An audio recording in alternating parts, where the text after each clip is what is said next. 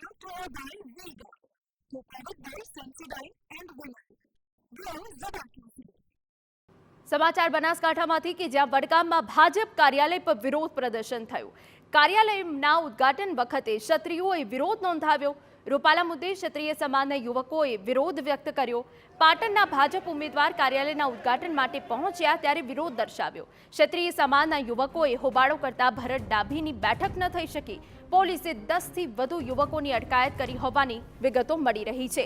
એ દ્રશ્યો અમે તમને બતાવી રહ્યા છે કે જ્યાં વડગામમાં ભાજપ કાર્યાલયના ઉદ્ઘાટનનો પ્રસંગ હતો અને તે જ સમયે ક્ષત્રિય યુવકો દ્વારા વિરોધ કરવામાં આવ્યો। પાટણના ભાજપ ઉમેદવાર કાર્યાલયના ઉદ્ઘાટન માટે પહોંચ્યા અને તે દરમિયાન જ વિરોધ કર્યો હતો। જો કે ક્ષત્રિય સમાજના યુવકોએ હોબાળો કરતા ભરત ડાભીની બેઠક ન થઈ શકી હતી।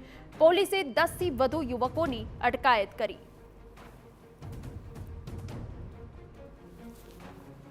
તો વડગામમાં ભાજપ કાર્યાલય પર ક્ષત્રિય યુવકો દ્વારા વિરોધ પ્રદર્શન કરવામાં આવ્યું અને કાર્યાલયનો ઉદ્ઘાટનનો પ્રસંગ હતો અને તે દરમિયાન કેટલાક ક્ષત્રિય યુવાનો આવી ચડ્યા અને રૂપાલા મુદ્દે ક્ષત્રિય સમાજના યુવકોએ પોતાનો વિરોધ વ્યક્ત કર્યો હતો।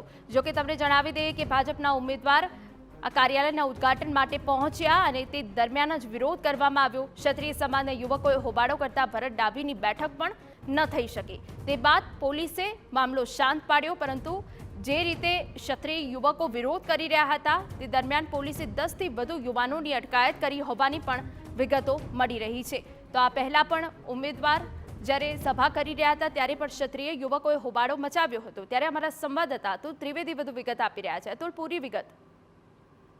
ચોક્કસ આજે જે વડગામ ખાતે છે ભાજપના જે ઉમેદવાર ભરતસિંહ ડાભી છે તેમના કાર્યાલયનો જે ઉદ્ઘાટનનો જે પ્રસંગ હતો અને તેમાં વડગામના ક્ષત્રિય યુવાનોએ આ પ્રસંગનો વિરોધ કર્યો હતો।